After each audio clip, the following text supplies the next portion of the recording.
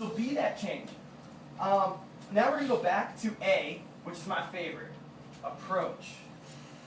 Approach. How am I doing on time? Am I going over? Am I... Yeah, I mean, 10. 10? Okay, cool. All right, approach. All right, I like to think of approach. I think of this story. Well, it's not really a story. It's just me and my stupid observations I make. Well, I guess I'm bored or whatever. But it's the approach of the lion versus the approach of the sparrow. The lion versus sparrow. So I was very fortunate enough. My dad works for Delta Airlines, so I'm able to fly around for free.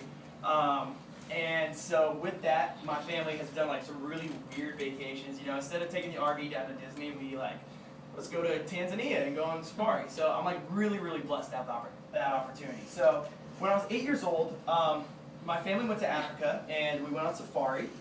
And on safari, you know, you kind of go throughout the jungle and or whatever, the Serengeti.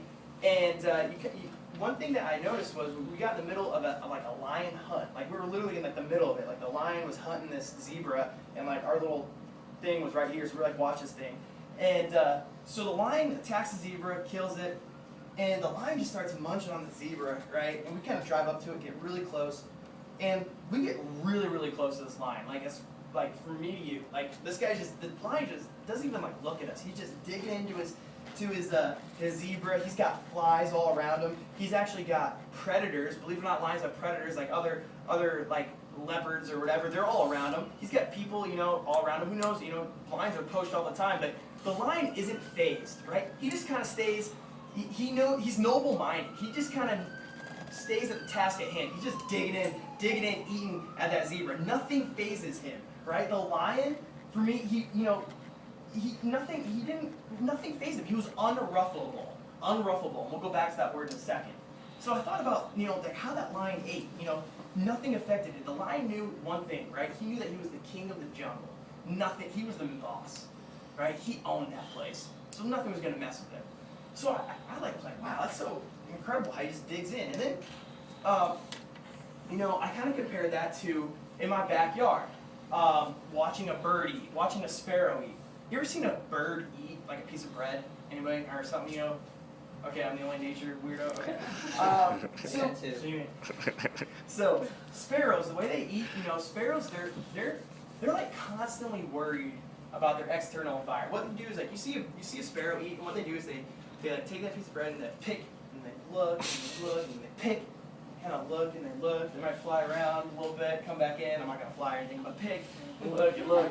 And you know, so why is he doing that? Basically, the sparrow is constantly worried about other factors around him. He's constantly influenced by his external environment, right? He's affected by everything externally around him. His reaction, his state of mind is totally determined by what's going on around him. Well, I was like, oh, this is interesting, right? You have the lion who has that mentality, and then you have the lion who's unfazed, nothing affects him, he's noble-minded, and then you got the sparrow who's got like this, he's just constantly worried about being the victim. Constantly worried about being a victim, right? He's got kind of this victim's mentality, right? He's kind of like, you know, why are these guys looking at me? Why me? Why me? Why me? Right? Well, on a lion, on the other hand, you know, like I said, he had unruffle ability. It's a fake word, I made it up, unruffle ability. Or otherwise known, I guess you could call it bounce back ability, right? He knew that no matter what his circumstances were, no matter what's going on he was going to get through. He was going to do it, right? My point is, you can't always control your circumstances, but you can always control your approach to them. There's this kid I know who went to Northwest High School.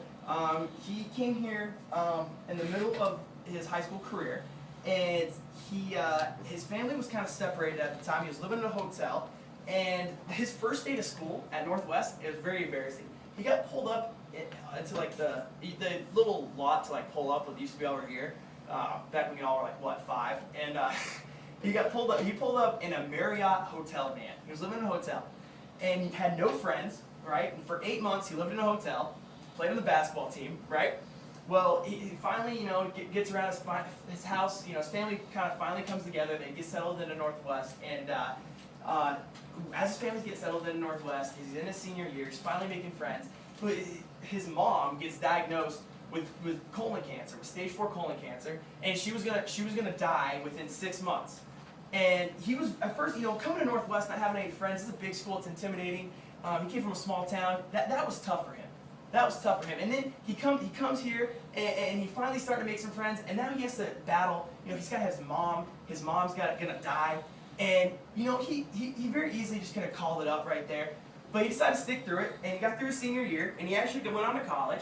And during his freshman year of college, his mom passed away, which he knew was happening, and that was tough. And in that period of time while he was at Northwestern, his mom was sick. 6 months, he had both his grandparents die, both sets of grandparents die. And then finally, the following year after his mom's death, he's just finally trying to think he's, just kind of like, I'm just so done. I'm so done with all this. He makes a really good friend in college, and he becomes really good friends with this kid. It's his roommate. And then one day, his friend gets in a car with a kid who didn't know was drinking and gets in a car wreck in the middle of his campus and dies instantly in the middle of his campus. His best friend, he witnesses the whole thing, right? So, it amazes me, this kid's unruffled ability. How did he going to bounce back? At that point, he actually left school, or he was just like really devastated, got really depressed. What would you do?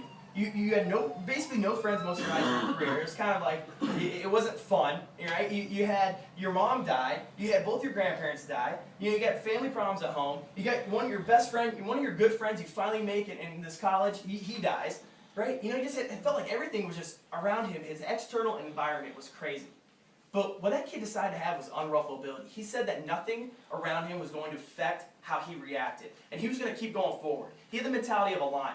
He could have very easily had the mentality of a sparrow. Why me? Why this? Why is this happening? I just want to fold over. I can't take it anymore. But he said, no, I'm a lion. I'm the king of the jungle. None of this is going to affect me. I'm going to stay focused on my dreams and my goals, and I'm going to continue to play basketball in college, and I'm going to continue to just become the best leader I can be. I'm going to become the senior class president. I'm going to get a GPA that can't be stopped, right? I'm going to get a 3.8 GPA. Nothing is going to stop me. He had the unruffled ability. So how are you going to respond when adversity hits you? Because adversity is going to hit you at some point in your life. It might have already hit you, it might be hitting you now, it might be hitting you in the future, but at some point, either someone's going to die in your life or some obstacle is going to come. And a good leader at that point has to decide, am I a lion or am I a sparrow? How are you going to react? Are you going to be a lion or are you going to be a sparrow? And this is kind of something that, yeah, that's a big scale of it, but it's also on a smaller scale. I see a lot of sparrows out there, especially at Northwest. Why this? Why that? You guys are going to school. People would kill to have the opportunity to go to school. You know that if you make $1,500 a year, $1,500 a year, you're considered in the top 80% of wealth in this country. $1,500. That's crazy. And we have people here that complain, why are we getting fed this at lunch? Or, man, I just don't want to be here, man. I just don't get it. Are you a lion or a sparrow? Why?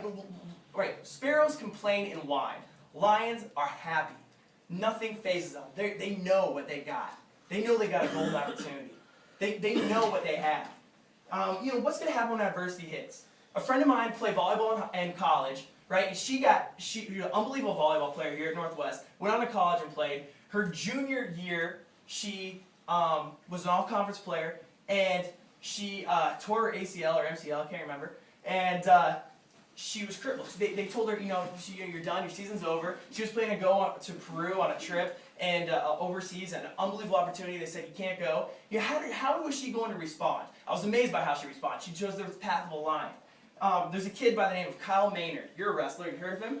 Kyle Maynard, right? He's a kid who wrestled. He played sports his whole life. They told him he had a disease. They had to cut off his arms and his legs, right? Most of us, that's it, right? We're done with sports. Kyle Maynard went on to be an all-state wrestler, right? How are you going to respond when adversity hits? And the thing is, you can plan ahead right now. You're going to choose. Am I going to be a lion or am I going to be a sparrow? Right now. Make the decision right now. How are you going to respond? Are you going to be tough? Right? Because the thing of this, I think, the reality is the reproach of a lion is the approach of a champion. Right? So ask yourself the question, how many things in just your day, your little day, how many things a day do you approach like a champion? Do you show gratitude for what you have? Do you say thank you for what you have? And right now everybody has this Tebow mania, right? Tim Tebow, everybody know Tim Tebow. He's all over the news. You can't turn on anything, you can't turn on TV at all without seeing Tim Tebow's face. Well, do you want to know why Tim Tebow's successful? Right? Tim Tebow goes throughout life. People make fun of him, whatever. But he goes throughout his life and he plays football with gratitude. And I'm not trying to get all preachy here, but we're talking about his faith. He literally goes throughout his life with the idea, or I'm not trying to be preachy, that a guy died for him so he can have life, so he can live. He's not joking when he says, "I give all the thanks and glory to God." At the end, we might make fun of the Tebow. He's legit. He has gratitude. He knows that this is an opportunity that it's not, he didn't just do it. It's been, he has gratitude and thanks to a man who died for him, right? And, and we make fun of the Tebow thing, but the reality is, how many of you go throughout life with gratitude? Are you thankful for what you have? Because if you have gratitude, you're automatically it's just going to automatically change something in you that's going to make you be that mindset of a lion. And that mindset of a lion is the mindset of a champion. And that mindset of a champion is the mindset of a leader. So when you go forth after Northwest, I want you to go forth out of this classroom today. Are you going to be a lion? Are you going to be a champion? Right? Are you going to set yourself? Are you going to be that 10%, that top 10%? Are you going to be average, that 80%? Are you going to say, forget too coolness or too shyness? Right? I mean, that disease of me, the disease of WWOPT, right? That's what the 80% thinks. But the 80%, that's what's, that's holding the country back, right? That's that C player. That C or B player that's holding the country back. That's what's, the A players are the people that have that mentality of gratitude. So that's what I have for you guys today. All right, thanks.